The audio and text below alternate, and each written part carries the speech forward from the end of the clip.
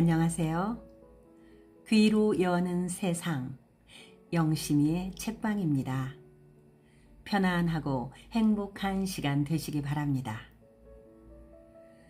프란시스 베이컨은 책이란 넓디 넓은 시간의 바다를 지나가는 배라고 말했습니다. 우리 함께 시간의 바다로 떠나볼까요?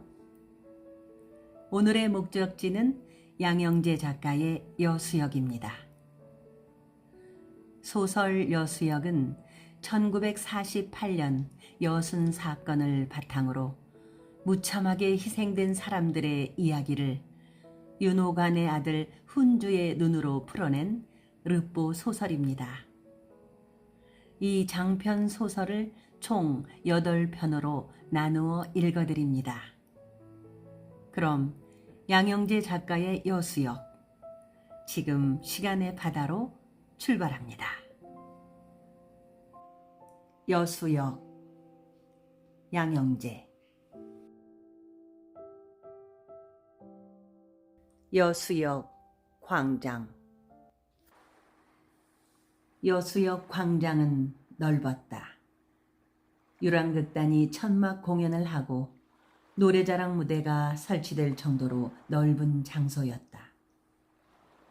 여수역을 빠져나온 승객들이 버스를 기다리는 정류장이기도 했다.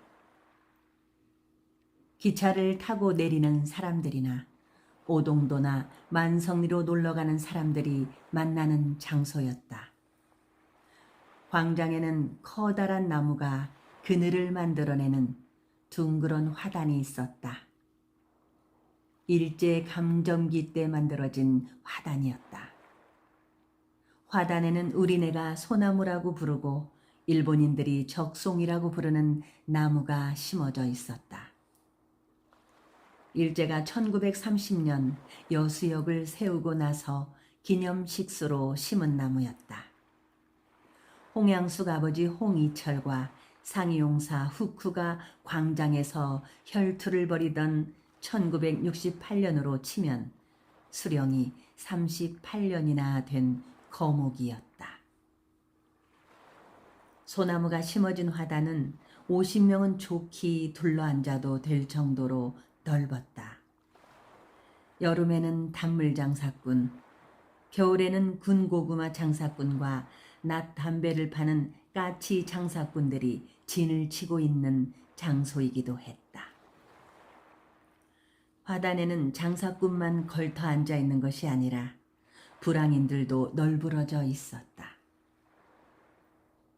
여수역 광장 화단에 사람들이 늘어져 있다가도 나팔 소리가 터져 나오면 장사꾼이든 불황인이든 절름발이든 죄다 벌떡 일어나 화단에 세워진 국기 개양대를 향하여 부동자세를 잡았다.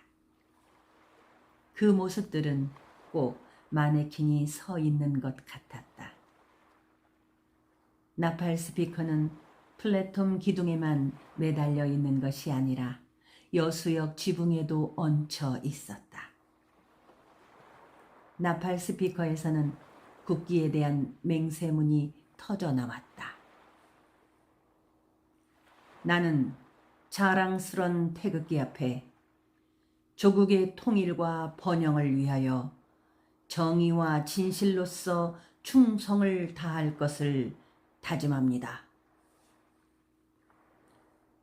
새마을운동이 선포되던 1970년 이전에는 국기에 대한 맹세문에는 조국의 영광 대신에 통일이라고 했다. 그 후 박정희의 삼선 개헌을 위한 유신 헌법이 시행되고 나서는 통일이 빠져버린 맹세문을 따라서 읊조려야 했다. 그날 국기 하강식이 끝나자 화단 주변에 마네킹처럼 서 있었던 사람들은 죄다 지푸라기처럼 푹 서 주저앉았다. 그 중에 홍양숙의 아버지인 홍이철도 엉덩이를 화단에 걸쳤다. 소달구지에 벽돌이나 구들장을 실어 나르는 일을 하며 살아가고 있던 홍이철은 귀안정으로 돌아가던 중이었다. 국기 하강식 때문에 잠시 멈춘 김에 달구지를 세워놓고 화단에 걸터 앉아 막걸리 찌개미가 담긴 주전자 주둥이를 빨고 있었다. 하필 그때 후쿠가 광장에 나타났다. 허름한 군복에 한쪽 팔에 의수로 갈고리를 끼우고 있어 사람들은 후쿠라고 불렀다. 후쿠는 이미 역전시장에 들어가 강짜를 놓아 술을 공짜로 마시고 나온 길이었다. 갈고리 의수를 사마귀처럼 높이 쳐들고 여수역 광장으로 휘적휘적 걸어왔다. 후쿠가 여수역 광장에 나타나면 사단이 나는 날이었다. 정말 한국 전쟁에 국군으로 참가해서 팔을 잃은 상위 용사인지는 알 수 없었다. 이북 사투리를 쓰는 후쿠는 괜히 지나가는 사람들을 붙잡고 시비를 걸기 일쑤라서 후쿠에게 운 없게 걸려든 사람은 곤욕을 치러야 했다. 어지간하면 달래서 보내야 했다. 그러지 않고 일부러 피하는 사람은 쫓아가서 갈고리로 옷을 걸어 찢어버리고 제지하는 사람에게는 갈고리를 휘두르곤 했다. 사람들은 후쿠와 부딪히지 않는 것이 상책이었다. 괜히 대거리를 했다가는 낭패를 당하기 십상이었다. 그런데 불행하게도 후쿠에게 홍희철이 걸려든 것이다. 후쿠는 홍희철과 함께 쉬고 있던 소 정수리를 갈고리로 쿡쿡 찍으며 헛소리를 해댔다. 말갱이 새끼들이 끌고 가본 소이래 내가 회수해야겠어. 겁을 먹은 소가 후쿠의 갈고리를 피해 요동을 치기 시작했다. 소가 놀라자 홍희철은 막걸리 주전자를 내동댕이 치고 후쿠 앞을 가로막아 섰다. 하지만 소가 아무리 중해도 군복을 입은 상위용사 앞에 나서서는 안 될 일이었다. 후쿠는 가로막은 홍희철에게도 갈고리를 들어 위협했다. 요런 빨갱이 새끼래 어디서 소를 끌고 가? 홍희철은 소가 놀라지 않게 비켜서지 않았다. 그러나 후쿠는 기어코 소를 날뛰게 만들어버렸다. 갈고리로 소뿔을 걸어 끌고 가려 했던 것이다. 놀란 소는 달구지를 매단 채 날뛰더니 만성리 굴 쪽으로 달리기 시작했다. 소가 느릴 것 같아도 한 번 뛰기 시작하면 아이들 다름질보다 더 빨랐다. 후쿠는 소를 잡으러 가려는 홍희철 뒷덜미에 갈고리를 걸었다. 대신 훈주와 아이들이 소를 붙잡으러 쫓아갔다. 날뛰며 달리던 소는 만성리 굴 안으로 들어가지 못하고 멈추어 버렸다. 아이들이 굴 앞에서 헐떡거리는 소 고삐줄을 잡아 다시 여수역 광장으로 되돌아왔을 때 끔찍한 광경이 벌어지고 있었다. 여수역 광장에서 어른들이 싸우는 광경은 정말 무서웠다. 더구나 의수로 갈고리를 낀 후쿠는 더 무서웠다. 아버지, 저기서 양숙이 아버지가 후쿠하고 싸우요. 훈주가 번영상해로 뛰어가 소리치는데 이미 윤호가는 광장에서 펼쳐지고 있는 혈투 광경을 물끄러미 쳐다보고 있었다. 야, 이 새끼야, 까불지 말고 가만히 있어. 아버지, 좀 말게 주시오. 양숙이 아버지 죽겠소. 가만히 있어란께. 쬐깐한 것이 토시고 있어. 윤호가는 가게 문을 닫아버렸다. 구경꾼들이 몰려들고 아이들도 여수역 광정으로 몰려가고 있었다. 요 빨갱이 새끼 뒤져라. 후쿠는 한쪽 손으로 홍희철 멱살을 잡고 한쪽 갈고리로 머리를 찍어댔다. 아이들은 소 정수리를 쇠망치로 내리 찍어 죽이는 것은 봤어도 갈고리로 사람 머리를 찍는 것은 처음 보는 장면이었다. 머리에서 피가 흘러내리는 홍이철도 만만치는 않았다. 피를 보자 눈에 도끼가 뿜어 나오면서 후쿠의 앞면을 박치기로 박아버렸다. 똥개 새끼야, 같이 죽자. 홍이철은 쓰러진 후쿠 위에 올라타고 연신 박치기를 해댔다. 후쿠가 아무리 갈고리를 가지고 있다고 해도 나이가 젊은 홍이철 도끼는 이길 수 없었다. 여수역 광장에는 지나가는 사람들이 몰려들었다. 그러나 구경꾼 중 어느 누구 하나 끼어들어 싸움을 말리지는 않았다. 함부로 나서거나 끼어들거나 말을 해서는 안 되는 곳이 여수여서 그런지 사람들은 혈투를 구경만 할 뿐이었다. 어차피 상이용사 후쿠나 귀한정 홍이철이나 둘 다 내부 이방인이었다. 여수의 세월이 흐르는 동안 불가피하게 끼어있는 이물질 같은 사람들이었다. 아버지, 왜 안 말기요? 싸우다 죽어쁘면 어찐다요? 우리 반 양숙이 아버진디. 가만히 있어란께. 훈주는 아버지 윤호간 팔을 붙잡고 발을 동동거렸다. 하지만 윤호간은 번영상의 창문 너머 여수역 광장을 풍경처럼 바라만 보고 있었다. 다만 다른 것은 가까이에서 쳐다보는 것과 좀 떨어진 곳에서 바라보는 차이일 뿐 구경하는 것은 다를 바 없었다. 훈주야, 네 전방 잘 지키고 있어라. 아버지, 싸움 안 말기고 어디 가요? 니는 전방에 가만히 있어. 윤호가는 번영상회를 나가 여수역 광장 건너편을 향해 걸어갔다. 그곳에 적이 남기고 간 재산이라고 해서 적산이라고 하는 일본인 소유였던 2층 적산 가옥에 역전 파출소가 있었다. 윤호가는 파출소로 들어갔다.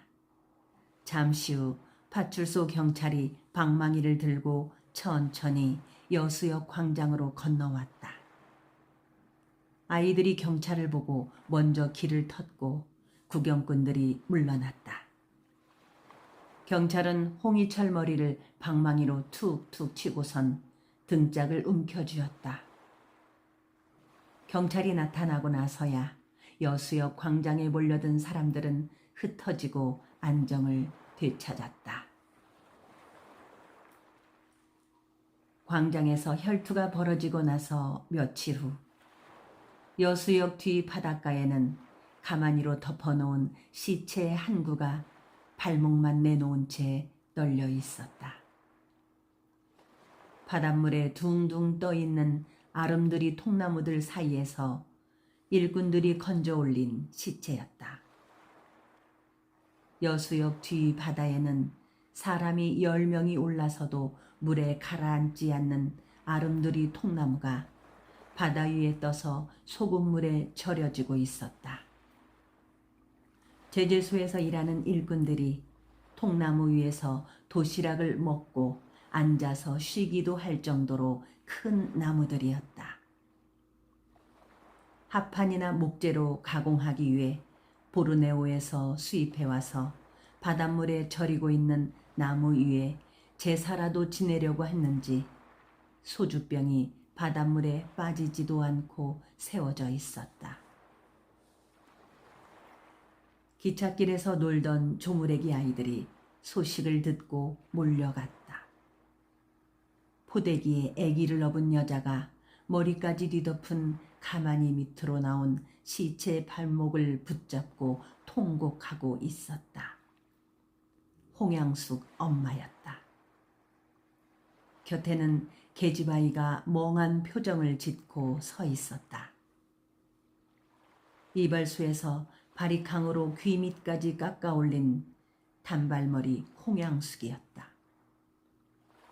멀리서 볼 때에는 희극적이었던 귀한정 사람은 가까이서 보았을 때에는 비극적이었다. 늦더위가 채 가시지 않은 여름 끝 무렵 어느 날 여수역 뒤편 부둣가 그림 한 점이었다. 홍양숙이 등에 아기를 업고 바닷가 개활지 연탄 공장 앞에서 혼자 고무줄 놀이를 시작하던 때가 그 해부터였다. 전우의 시체를 넘고 넘어 앞으로 앞으로. 낙동강아 잘 있어라. 우리는 전진한다. 홍양숙은 업둥이 동생을 등에 업어 한 손으로 받치고 한 손으로는 고무줄을 잡아 혼자서 고무줄을 탔다. 고무줄 놀이는 바다 멀리 설피 보이는 남해에서부터 물들기 시작한 황혼이 오동도를 적실 때까지 이어졌다. 연탄 공장 하루 일이 끝날 때까지 이어졌다.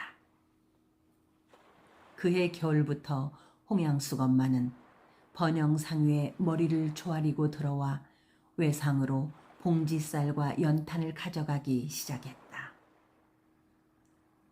여수역 앞에서 그래도 오래전부터 아는 사람이라곤 번영상회 사장인 윤호관 밖에 없었다. 혈투가 벌어진 여수역 광장은 아무 일 없다는 듯이 태극기만 펄럭이었다. 단층이라도 무척 높은 지붕에 삼각형 돔 3개가 툭 튀어나온 전형적인 일본식 건물인 여수역은 일제강점기인 1930년에 완공된 목조 건물이었다. 일제는 전라선이 완전 개통되고 중일전쟁이 시작되던 1937년보다 훨씬 이전인 1920년대부터 이미 여수와 순천 사이에 선로를 먼저 놓고 있었다. 만주와 몽골까지 침략 지배하려는 일제는 군수물자 육로 수송을 위해 기찻길이 필요했던 것이다. 여수는 일본 시모노세키와 가까워 군수물자를 실어오기 유리하며 호남 평야에서 쓸어 모은 쌀과 자원을 일본으로 가져갈 수 있는 최적의 장소였다. 일제는 여수와 순천을 잇는 철로를 놓기 위해 여수 동쪽을 가로막고 있는 마래산에 굴을 뚫어야 했다. 해안까지 암석으로 흘러내린 마래산에 굴을 뚫기 위해서는 정이 필요했고 정을 쳐서 암석을 갉아내듯 파낼 노무자들이 필요했다.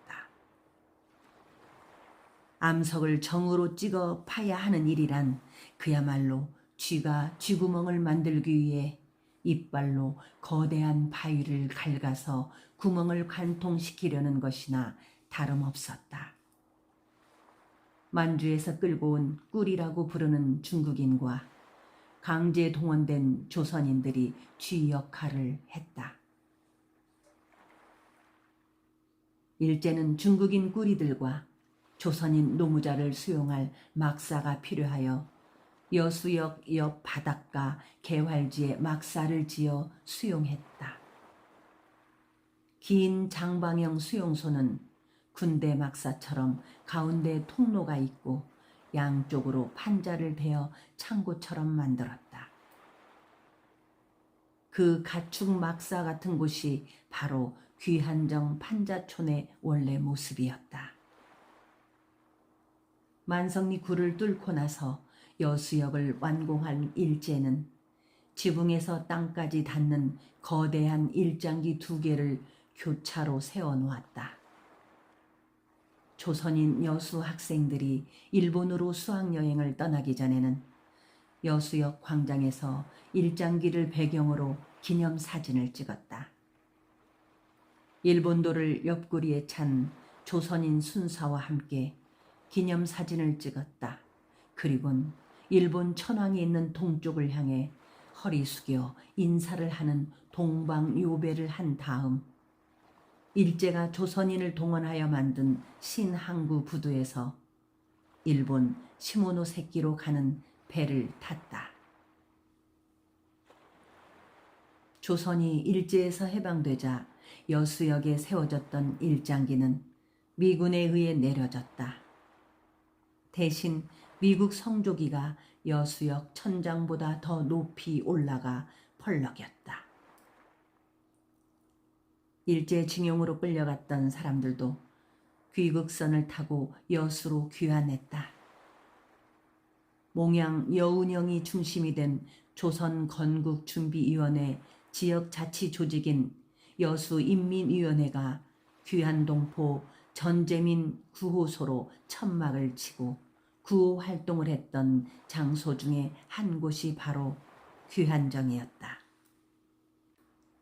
여수인민위원회에서는 귀국 동포들을 위해 수제비를 끓여 배급하고 일본 부대에서 모포를 가져와 귀환정의 잠자리를 마련했다.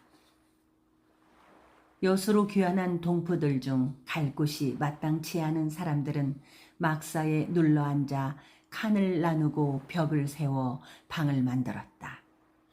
방마다 문을 내어 살면서 스스로 귀환정으로 고쳐 불렀다. 그 후 불바다 피바다가 된 여순 참변 때 집을 잃어버리고 사람들이 들어왔고 한국전쟁 후에는 피난 내려온 사람들이 판자로 따로 집을 지어 눌러 앉기도 했다. 그럴 때마다 귀환정은 굴 껍질 달라붙듯이 늘어났다. 나중에 귀환정에 눌러 앉은 사람들이 따로 판잣집을 지어 이어나간 곳을 구숙사라 불렀다. 이곳 모두가 아이들이 떡떡굴이라고 불렀던 귀환정이었다. 귀환정 철거 사태. 귀환정에서 큰일이 일어난 것은 홍양숙 아버지가 죽은 그 다음 해였다. 철길에 불길이 치솟아 기차가 오가지 못하고 사람이 죽어나오던 귀환정 철거 사태였다. 선로 확장을 위한 철도청 부지 불법 시설물 강제 철거였다. 그날 훈주는 아버지 대신 쌀가게 번영상회를 지키고 앉아 있어야 했다. 훈주야, 전방 단돌이 잘 해야지. 어디로 쎄뿌면 큰일 난다.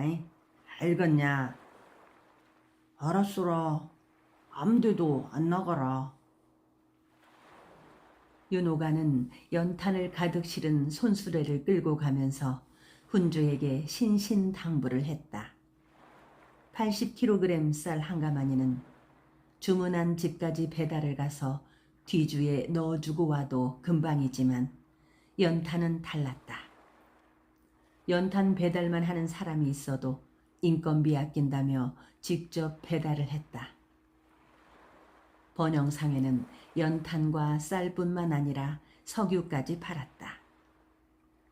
형편이 나은 집들은 연탄 아궁이에 밥을 하지 않고 석유 골로에 음식을 조리하기 시작했다.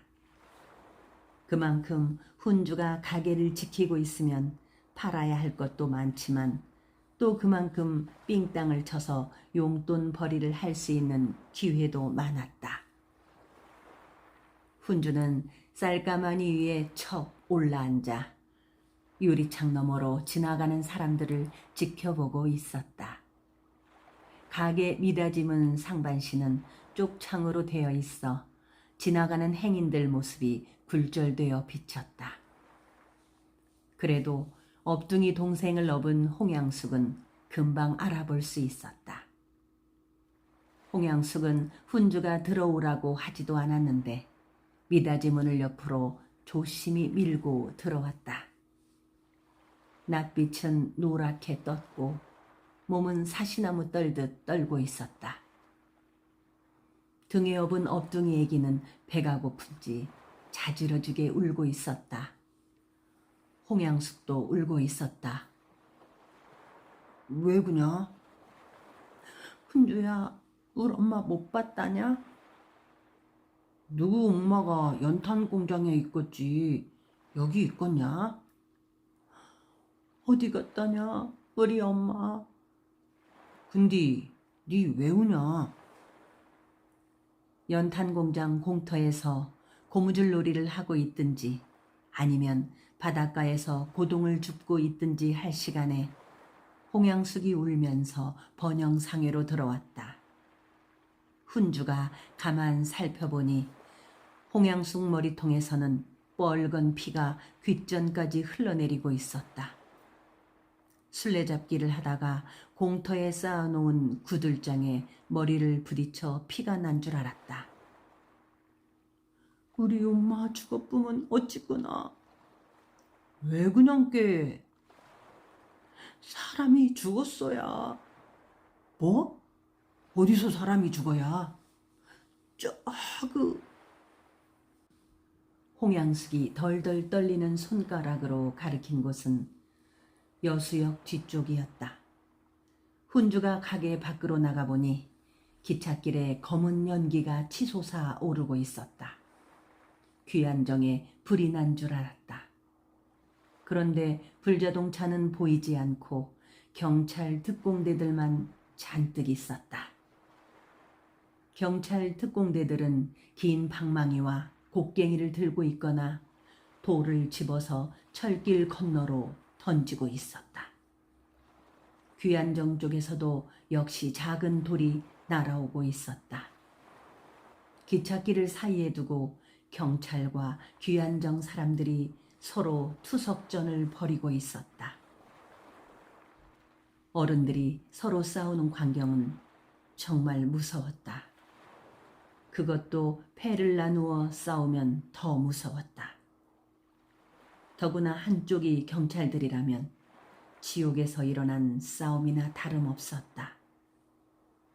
경찰도 동네 순경이 아니라 머리에 투구를 쓰고 갑옷을 입은 특공대들이었다. 무장공비를 잡는 무서운 경찰 특공대는 기찻길을 넘어가지 못하고 있었다. 기찻길 위에는 폐 타이어나 고기를 담는 상자들이 불길에 휩싸여 훨훨 타오르고 있었다. 아야, 누구 엄마도 저기에 있냐? 어딨는지 모르겠어야. 어메, 우리 엄마 죽어보면 어찌구나. 홍양숙은 울어젖히는 아기를 업은 채 발을 동동 구르며 울부짖었다. 철길 건너 연탄 공장으로 가볼 수도 없었다. 불길은 치솟아 오르고 곡괭이와 방망이를 들고 있는 경찰 특공대가 공격 준비를 하고 있었다. 기차가 오가지 못하는 여수역은 일시 폐쇄되어 버렸다. 귀한정 쪽은 철길로 단절되어 기차를 타고 지나가야 스치듯 보이는 섬 같은 곳이었다. 공간적으로도 단절되어 있지만 시내 사람들과도 단절되어 있었다. 자신이 귀한정에 살고 있다고 말하는 사람도 없었다. 공동묘지의 십자가처럼 셀 수 없이 많이 솟아있는 교회 십자가조차도 귀한정에는 없었다. 철거가 된다 한들 그곳에 누가 살고 있었는지 기억할 사람은 많지 않았다. 동포를 죽이는 경찰을 박살내자. 징용 갔다 온 것도 서럽다. 여기가 우리 무덤이다. 철길 건너에서는 귀안정 사람들이 악을 쓰고 있었다. 폐타이어나 쓰레기 등 이물질이 타는 냄새는 지독했다. 연기도 기관차에서 내뿜는 연기보다 더 시커멓게 타오르고 있었다. 여수역 근처에 사는 사람들은 코를 막고 인상을 찌푸리며 사태가 빨리 해결되기만을 기다렸다. 뭘 구경하고 자빠졌냐? 얼른 들어가. 아버지, 저기서 사람이 죽었다요. 말랑 들어가란께.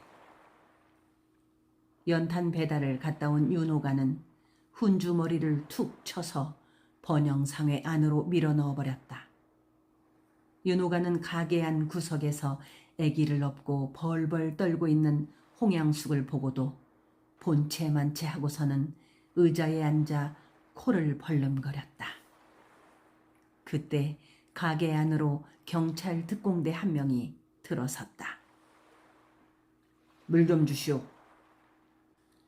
계급이 높은 듯 투구를 쓰지 않고 국방색 전투복에 하얀 독수리 마크가 붙은 모자를 쓴 경찰이 벽돌만한 무전기를 들고 번영상회 안으로 들어와 물을 요구했다. 여수역 건너편 파출소 순경이 아니었다. 아이고, 고생 많습니다. 어떻게 식사라도 자시고들 나란 일 하시는지 물었습니다. 막걸리라도 대접해야 쓰는디. 윤호가는 바가지에 물을 떠와서 경찰에게 내밀며 무척이나 죄송하다는 듯이 머리를 극적거렸다. 파출소 순경이라면 분명 책상 위에 있는 자석식 전화기 수화기를 들어 교환원에게 역전 다방을 연결시켜 주라고 했을 것이다. 윤호가는 고개를 조아리며 경찰이 물을 마실 때까지 기다렸다가 바가지를 두 손으로 공손히 받았다. 하여간 빨갱이 같은 놈들은 지독해. 어이, 여기 밥 좀 먹을 데 없나? 식사요? 한 데서 식사를 자실 수는 없구라. 여기 골목이 바로 시장인디. 윤호가는 잘됐다 싶었는지 가게 문을 열고 역전시장 골목을 손가락으로 콕콕 찔러대가며 가리켰다. 경찰은 구석에 떨고 있는 홍양숙 등에 업힌 업둥이 애기가 요란하게 울어젖히고 있어 시끄러웠고 배도 고팠는지 식당을 물어봤다. 거기 괜찮은 식당이 있나? 그럼요. 시장 쪼 안에 들어가면 금풍생이 기맥히게 하는 백반집이 있어라. 금풍생이가 뭐요? 아따, 어디서 오셨는가 모르겠습니다만도 여수에서 제일 이쁜 기생 풍생이를 모른갑소. 백반집이라더니 기생집이요? 여수에 기생집들이 유명하다던데. 기생집이야 일정시대부터 여수가 유명하지라. 서울 기생이 여수 기생한테 낯바닥 자랑하다가는 뺨 맞아 불어요. 근데 풍생이는 기생인디 금풍생이는 기생이 아니구라. 괴기인디 괴기가 얼마나 맛있으면 풍생이 닮았다고 했겠습니까? 윤호가는 경찰을 가게에서 얼른 내보낼 심사로 입에 침을 발라가며 금평선이 고기를 기생에 빗대었지만 즉석에서 지어낸 거짓말은 아니었다. 일제강점기 때 여수 요정들은 경성 종로거리 기생집들과 비교하면 섭섭하다는 말을 들을 정도로 화려하고 규모가 컸다. 일본 제국주의 대륙 침략 전초 기지고 조선에서 수탈된 물자를 일본으로 실어가는 항구인 여수였다. 일본인이 세운 공장이나 수산회사들이 많고 큰 장사꾼들도 많으니 자연스럽게 요정도 크고 화려했다. 해방 후 증용 동포들이 귀환했을 때 해월루 등 요정에서도 모포와 물자를 가져와 구제했을 정도였다. 일제강점기에 일본인이라고 해도 여수 요정을 드나들 수 있는 사람은 헌병대 높은 계급이나 식산은행 직원들이었다. 조선인 중에는 일본 전투기 제로센을 헌납할 정도로 큰 상인들인 보국대 사람들이 일본 헌병대들과 함께 드나들었다. 보국대는 일본 침략 전쟁 물자를 지원하기 위해 모인 조선 사람들이었다. 뭔 고기가 기생처럼 생겼나? 그거이 아니고라. 생긴 것은 쬐깐한디 못생겨도 맛이 기백히 불어요. 이순신 장군이 아프실 때 풍생이라는 기생이 구워서 드렸더니 힘을 차리시고 외적을 물리쳤다 해서 금풍생이라고 하는디라. 쭉 시장 끄트머리에 들어가면 중한 손님에게만 내는 백반집이 있구만요. 그래? 그럼 당신이 안내 좀 해보라고. 그까라? 그러면 저만 따라오시오. 윤호가는 경찰을 가게에서 내보내려고 하다가 오히려 시장 안 식당까지 안내를 해야 하고 잘하면 조기보다 비싼 군평선이 구입 합값까지 덤터기를 쓸 판이었다. 말은 참기름을 발랐어도 표정은 녹이 슬고 찌그러진 양푼 같았다. 군주야, 전방 잘 지키고 있어라. 좀 있다가 손님이 연탄 가지러 오끈 게 아버지 금세 온다고 기다리시라고 해라.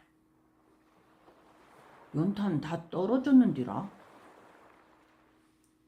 윤호가는 훈주말에 대꾸 않고 가게 문을 열고 나가 역전시장 골목을 향해 앞장섰다. 경찰은 모자로 엉덩이를 털고서 윤호관을 따라 나섰다. 여수역 앞 역전시장은 귀한정에 사람이 죽어나가도 전혀 모르는 것처럼 상인들이 북적거렸다. 좁은 시장 통로는 하루를 살려고 발버둥 치는 사람들이 앉을 수 있는 공간이 조금이라도 있으면 쭈그리고 앉아 좌판이나 대야를 놓고 장사를 하고 있었다. 역전시장은 해방 후 일제징용을 갔다 온 귀한 동포들이나 생필품을 구하려고 생겨난 보잘것없는 장터였다. 여수역 앞 덕충동이 여순 참변으로 집들이 죄다 불타버려 재만 남았던 동네에 오갈 곳 없는 사람들이 움막을 짓고 살면서 시장이 형성됐다. 그 후 한국 전쟁 때 여수로 피난 내려왔던 사람들이 덕충동 일대에 눌러 앉으면서 조금씩 시장이 커지기 시작했다. 그러다 경제개발 계획에 따라 서울에서 떠돌아다니던 불황인을 강제로 호남선, 전라선 기차에 태워 내려보내자 전라선 종착역 여수역에 내린 불황인들까지 보태져 역전시장은 활성화되기 시작했다. 게다가 인근 섬 남해 사람들 상당수가 건너와 장사를 하다 보니 역전시장에는 밥집, 술집뿐 아니라 여인숙도 생겨나기 시작했다. 윤호관이 앞장서고 전투복을 입은 경찰이 역전시장에 들어서자 시장 입구에 있던 상인들은 일순 긴장하면서 가게 안으로 들어가 몸을 숨겼다. 장사꾼들은 좌판을 거두어 골목으로 들어가려고 했다. 경찰들이 귀한정 철거뿐만 아니라 역전시장도 철거하는 줄 알았는지 장사꾼들은 목을 자라처럼 집어넣고 몸을 피하고 있었다. 아줌씨, 괜찮여. 괜찮은 게 장사여.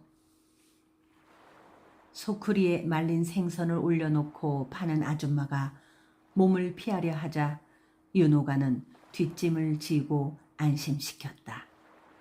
그래도 시장 통로는 얼음장에 금이 가듯 윤호관과 경찰이 걸을 때마다 쩍쩍 갈라졌다.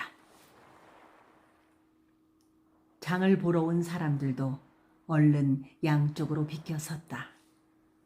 그런데 비켜나지 않는 장사꾼이 있었다. 소독약, 나프탈렌 등을 파는 장사꾼이었다. 이번에는 윤호관과 경찰이 비켜서 지나가야 했다. 예수의 보혈로 나를 살게 하시니 예수여 나를 인도하사 날마다 주께로 나아갑니다. 양쪽 다리가 없는 나프탈렌 장사꾼은 허리 아래에 검은 타이어 튜브를 찢어서 대고 상반신을 시장 바닥에 엎드린 채 복음 성가를 부르면서 상반신만 남은 몸뚱이를 손으로 끌어나가고 있었다. 바퀴가 달린 사각형 나무 상자에 나프탈렌을 가득 담아서 손으로 밀고 가는데 마치 군인이 전투 중에 포복을 해서 직진을 향해 기어가는 것 같이 보였다. 나무 상자를 밀어놓고 기어가고 또 밀어놓고 지렁이처럼 기었다. 나프탈렌 장사꾼이 역전 시장 통로를 기어 도달하는 끝 지점에는 십자가를 들고 고무줄 장사를 하는 여자가 서 있었다. 고무줄 사시오. 애기 기저귀 고무줄, 빤스 고무줄, 만소, 고무줄 사시오. 십자가 막대기에 치렁치렁 매달린 고무줄 장사를 하는 여자는 양쪽 팔꿈치 아래 손이 없었다. 대신 갈고리로 된 의수를 달고서 고무줄 장사를 했다. 바람이라도 불면 노란 애기 기저귀 고무줄과 팬티 검은 고무줄이 서로 휘감겨 갈고리로 고무줄을 쓸어내렸다. 고무줄은 갈고리로 쓸어내린다고 하지만 감지 않아 덕지덕지 붙은 머리카락은 어떻게 쓸어내리고 코는 어떻게 푸는지 알 수 없었다. 십자가를 든 고무줄 장사꾼 여자와 나프탈렌을 파는 남자 장사꾼도 훈주 아버지 뒤를 따르는 경찰을 보고서야 얼어붙은 듯 움직이지 않았다. 괜찮여. 괜찮은 게 장사들혀. 훈주 아버지는 손짓까지 하면서 고무줄 장사꾼 여자와 나프탈렌 장사꾼 남자를 안심시키고 밥집 안으로 들어섰다. 한참 수저질을 하고 있던 밥집 손님들이 밥알 가득 들어찬 입을 해 벌리고 쳐다봤다. 찬을 차리고 있던 주인 아줌마도 손을 멈추고 경찰을 쳐다보았다. 아줌씨, 이 나리님이 나란 일 하시면서 시장에서 모셔왔은께 금풍생이 양념 좀 잘 발라서 내놓더라고. 손님을 모셔왔으면 고맙다고 해야 할 밥집 주인 아줌마 낯빛은 석쇠에 구운 군평선이 고기 껍질처럼 변한 채 윤호관을 바라보았다. 경찰이 탁자를 차지하고 앉자 윤호관은 얼른 자리를 뜰 요량으로 경찰에게 고개를 조아리며 인사했다. 어쩌게 식사가 마음에 드실란가 모르겠습니다. 그문 자시고 계십시오. 나는 배달 땜시. 날름 밥집을 나서는 윤호관의 등 뒤로 밥집 아줌마의 원망스런 눈빛이 꽂히고 있었다. 역전시장 통로는 여전히 긴장감이 맴돌고 있었다. 경찰을 떼어버린 윤호관은 뒷짐을 지고 시장 통로를 유유히 걸어 나오면서 시장 안을 살펴보았다. 물건을 파는 장사꾼들은 여전히 많은데 물건을 사러 온 사람들은 많이 줄어버린 것이 눈에 띄었다. 번영 일로에 있던 역전시장이라 윤호간도 쌀가게 간판으로 번영상회로 올렸는데 귀안정에서 불꽃이 치솟고 경찰 특공대들이 진을 치고 나서부터는 장사가 시원찮았다. 대치 상태가 한 달 가까이 이어지자 장을 보러 온 손님들은 역전시장에서 발길을 돌리고 있었다. 고무줄 여자 장사꾼과 나프탈렌 소독약 남자 장사꾼은 매일 장사를 하러 왔으나 골목 술집들만 장사가 되었지 시장 장사꾼들은 팔이나 쫓아내고 있었다. 경찰이 불러가든지 아니면 귀안정이 철거되든지 빨리 해결이 되어야 했다. 번영상에도 손님 발길이 끊어지고 대신 홍양숙이만 업둥이 동생을 포대기에 업고 들락거렸다. 학교도 가지 않고 애기를 업고 하루 종일 돌아다니다 여수역 뒤로 돌아 귀안정에 가서 엄마에게 애기 젖을 먹이고 다시 나오곤 했다. 귀안정 사람들이 철길 위에 드러눕고 불을 피워대고 경찰 특공대는 수시로 공격을 해대니 아이들이 있기에는 위험했다. 더구나 돌이 날아다니는 터라 아기를 업은 홍양숙으로서는 번영상회가 그래도 피난처였다. 홍양숙은 경찰 특공대가 철수할 때까지 근 한 달 넘게 번영상회에 들락거렸다. 경찰들이 밤에 귀한정을 습격하면 홍양숙은 번영상회 쌀가마 위에서 업둥이 동생과 함께 잠을 잤다. 그래도 윤호가는 본체만체했지 가게에서 내보내거나 귀찮아 하지 않았다. 사람이 죽어나간 덕분이었는지 귀한정은 철거되지 못했다. 번영상회로서는 다행이었다. 그러나 외상이 남아 봉지쌀은 이전만큼 팔리지 않았다. 귀한정 사람 중 일부가 국동 새마을 동네로 옮겨가 버렸기 때문이었다. 정부는 귀한정 사람들에게 여수 서쪽 국동 지역에 있는 야산 땅을 무상으로 임대하겠다는 제안을 했다.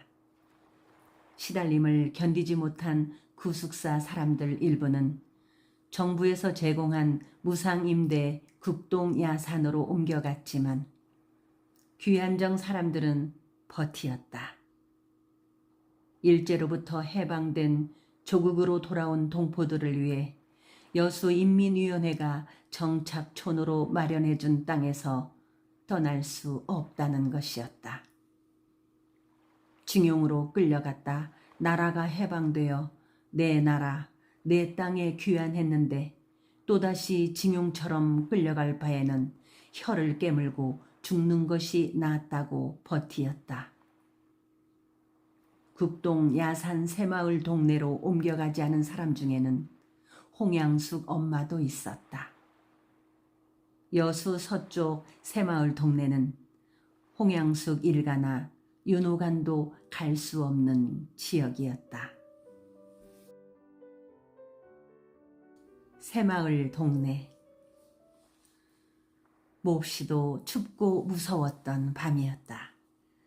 훈주 할머니가 눈을 감은 그날 밤 여수역에 마지막 열차가 들어와서 부려놓은 사람들이 어둠 속으로 뿔뿔이 흩어져 사라지고 난 후 여수역 역사 불빛이 완전히 꺼지자 윤호가는 준비했던 삽과 곡괭이를 챙겨 덕충동 집을 나섰다. 할머니 시신과 함께 집에 있기 무서웠던 훈주도 윤호간을 따라 나섰다. 전신주 줄에 매달린 박쥐들이 날아다니는 길을 따라 국동을 향해 걸었다. 아버지, 어디까지 간다요? 잔말 말고 빨랑 따라와. 통행금지 걸리면 경찰서에 끌려가야 돼. 일로 가면 서정시장이 나온디라 시장도 다 문을 닫았을 건디. 소리 내지 말고 빨랑 따라오란께. 훈주가 아버지 윤호간을 따라 도착한 곳은 서정시장을 지나 국동으로 접어들어 신월동으로 넘어가는 넘너리 길이었다. 소달구지도 밤에는 다니기 힘든 길이었다. 가로등이 있을리만무한 자갈밭이라 훈주는 몇 번이나 넘어지고 또 넘어졌다. 아들 훈주가 넘어져서 비명을 질러대도 윤호가는 뒤도 안 돌아보고 발을 재촉해서 앞서 걸었다. 바다 건너 돌산도가 눈에서 비껴나고 섬 경도가 시야에서 잡힐 때까지 걸어 들어갔다. 교회 종소리가 귓전에 들려왔다. 통행금지가 시작되는 자정이 임박했다. 구봉산 산자락을 달빛의 의지에 올라가는 동안 눈에 보이는 것이라곤 제단은커녕 돌로 된 비석조차 없는 묘 봉분만 여기저기 널려 있었다. 봉분이 제대로 형태를 갖추고 있는 묘도 없었다. 비바람에 봉분이 깎여 나가 있는 것이 대부분이고 어떤 봉분은 짐승의 짓인지 파에 쳐져서 달빛에 속이 드러났다. 윤호가는 어둠 속에서도 묘 사이를 용케 이리저리 피해 올라갔다. 어느 봉분 앞에 다다르자 품 안에서 막걸리 한 통을 꺼내 흩뿌렸다. 그러고 나서 묘에 엎드려 절을 올렸다. 야, 훈주야, 니도 빨리 절 올려라. 누군디라? 네 할아버지란 말이다. 근데 왜 밤에 절을 한다요? 낮에 와서 하면 되는디. 잔말 말고 빨랑 하란께. 훈주는 아버지에게 뒤통수를 한 대 맞고서야 기억조차 없는 할아버지 묘에 절을 올렸다. 훈주에게 절을 시킨 윤호가는 묘 주변을 둘러보다가 여의치 않은지 더 멀찌감치 올라가서 곡괭이와 삽자루를 내려놓았다. 묘를 쓸 수 있는 공간이 아예 없는 것은 아니었으나 행여 남의 묘가 다칠 염려 때문에 할 수 없이 멀찌감치 산 위로 더 올라가 묘자리를 파기 시작했다. 윤호간이 밤하늘로 치켜들어 땅으로 내리치는 곡괭이 질에 얼어있는 땅은 돌덩이 부딪히는 소리를 튕겨냈다. 얼어붙은 땅을 곡괭이로 파내는 윤호간의 눈이 달빛의 번들거림을 훈주는 똑똑히 지켜보았다. 할머니 묘를 만들고 있다는 것을 어린 훈주도 눈치를 챘으나 왜 밤에 와야 하는지는 알 수 없었다. 아버지, 왜 밤에 와서 땅을 판다요? 우리 동네 토끼산에도 묘똥들 많던디. 윤호가는 대답해 주지 않았다. 국유지 불법 매장이기 때문이었다. 여수 서쪽 국동 구봉산 자락 공동묘지가 암암리에 형성되기 시작한 것은 여순 참변 때부터였다. 1948년 10월 27일 새벽에 진압군 오연대 1대대가 수산학교, 여수수산대학 전신, 기숙사에 있던 학생 김말동 등 학생 9명을 구봉산 큰 바위 밑 구덩이에 끌고 가서 사살했다. 서초등학교에서 부역 혐의로 학살된 사람들도 유족들이 시신을 거두어 와서 몰래 묻었다. 중앙초등학교에서 부역 재심사를 받은 사람 중 30명을 트럭에 실어 구봉산으로 와서 학살한 다음 구덩이에 묻어버렸다. 그날은 1948년 11월 3일이었다. 참변으로 학살당한 죽음들이 구봉산에 와서 묻히기 시작하면서 공동묘지가 생겨났다. 이승만 남한 단독정부 출범 석 달도 지나지 않아 구봉산에는 거대한 공동묘지가 생겨났다. 그것도 불과 며칠 만에 생겨난 묘지들이었다. 윤호관이 파는 묘자리는 통금이 해제될 시간쯤에야 겨우 다 파내어 관이 들어갈 만한 긴 사각형 구덩이가 만들어졌다. 곡괭이를 내던지고 철퍼덕 주저하는 윤호관은 담배를 입에 물고 바다를 내려다 보았다. 달빛이 요요히 들이우고 있는 여수 서쪽 바다였다. 얼마 후 멀리서 교회 종소리가 울렸다. 야간 통행금지가 풀리는 새벽 4시가 되었다. 윤호가는 아들 훈주 손을 잡고 구봉산을 내려와 여수 동쪽 여수역을 향해 걷기 시작했다. 행여 사람들 눈에 띄기라도 할까봐 걸음을 재촉해 걸었다. 여순 참변에 불타버린 집은 고사하고 변소 똥통 속에 묻어둔 요강 단지마저 녹아 없어져 버린 여수를 무작정 떠나려는 어머니 손을 잡고 여수역을 향해 걸었던 그 길이었다. 윤호가는 아들 훈주의 손을 잡고 똑같이 걸어서 되돌아왔다.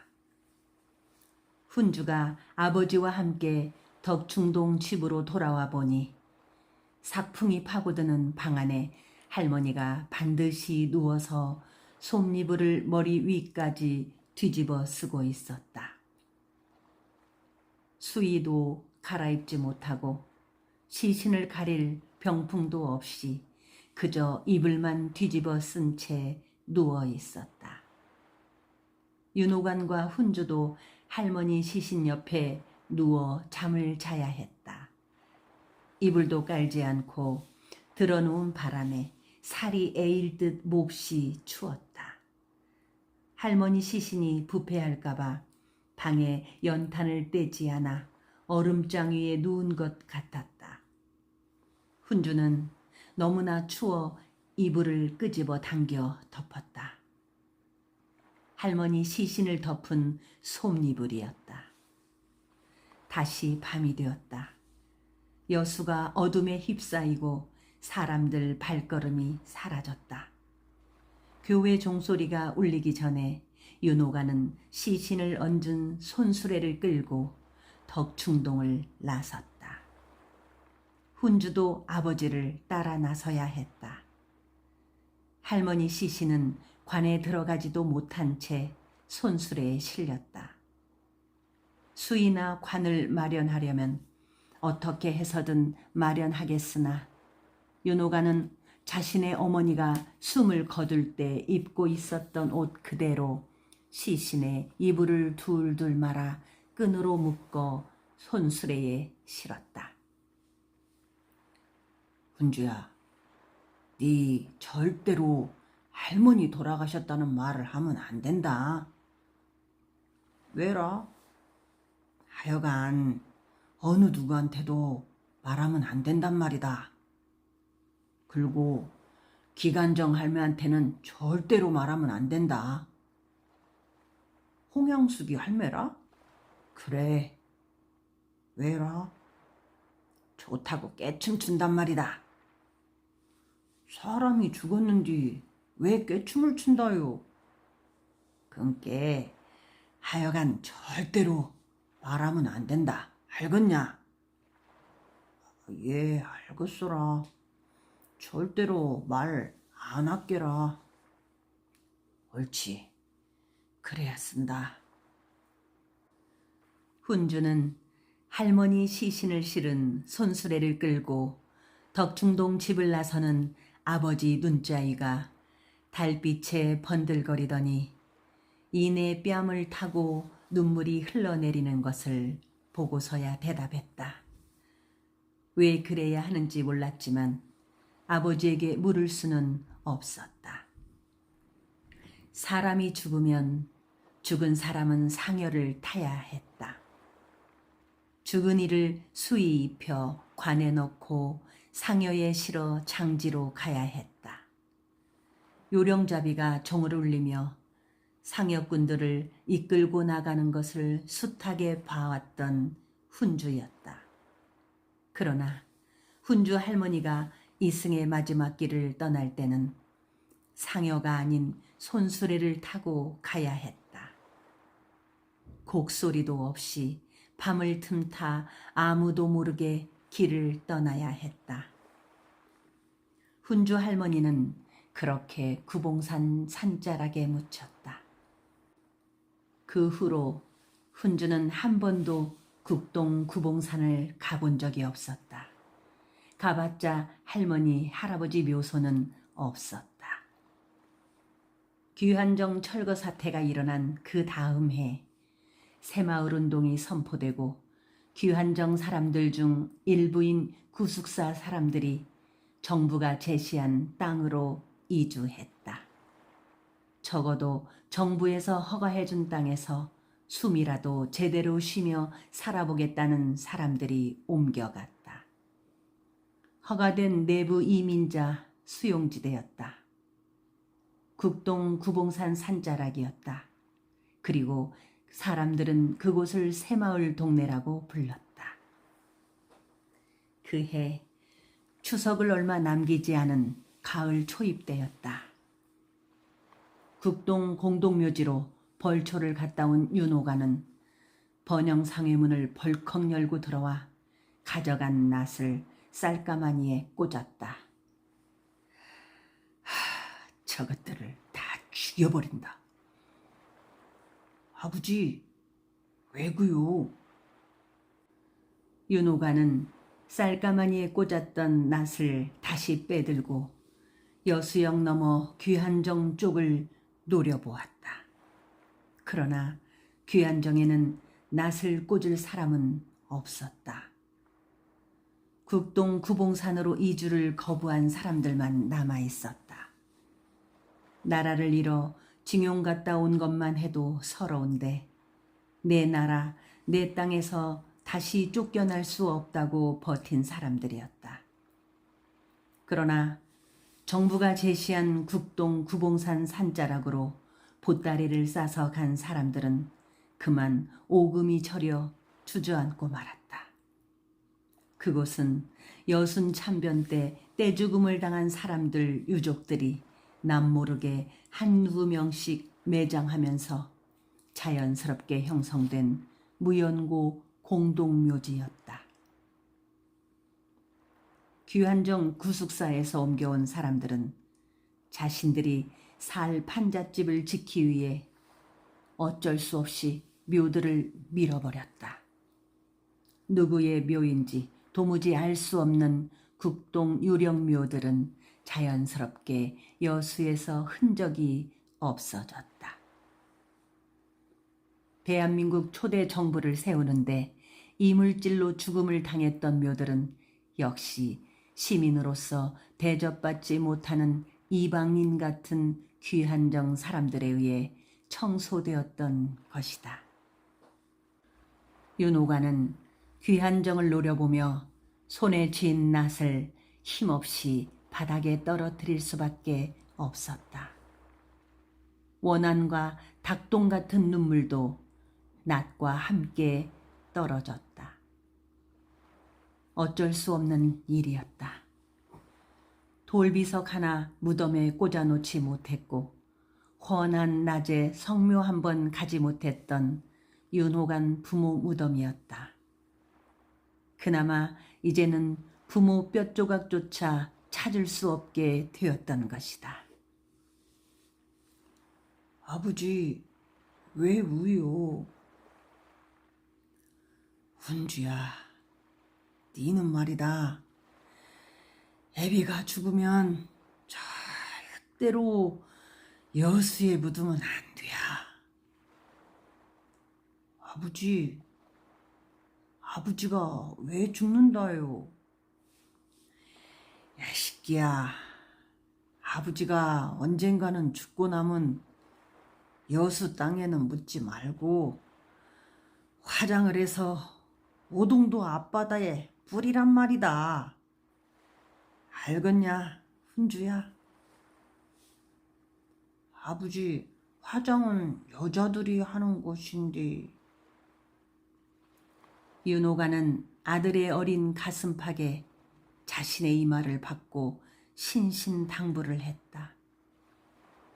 아들의 윗도리가 젖어가도록 윤호가는 눈물을 쏟아냈다. 그때는 훈주가 아버지 윤호간이 왜 울고 있는지 무슨 말을 하는지 이해할 수 없었다. 그건 도무지 올 것 같지 않은 먼 미래이고 어린 훈주로서는 전혀 알 수 없는 말이었다. 그리고 또 이해할 수 없었던 일은 귀안정에서 국동 공동묘지로 이주하여 판잣집을 짓고 모진 목숨을 이어가던 사람들도 오래 정착하지 못하고 어디론가 사라졌다는 것이다. 그 땅에 국가방위산업체 공장이 들어서게 된 것이다. 국가 땅에 신성한 국가 방위를 위한 공장을 짓는다는 명분에는 조금도 버틸 수 없었다. 결국 귀안정에서 이주해온 구숙사 사람들은 공동묘지 뼈가루를 석회 삼아 땀으로 비벼 다진 땅을 내주고 어디론가 또다시 뿔뿔이 흩어져 가야 했다.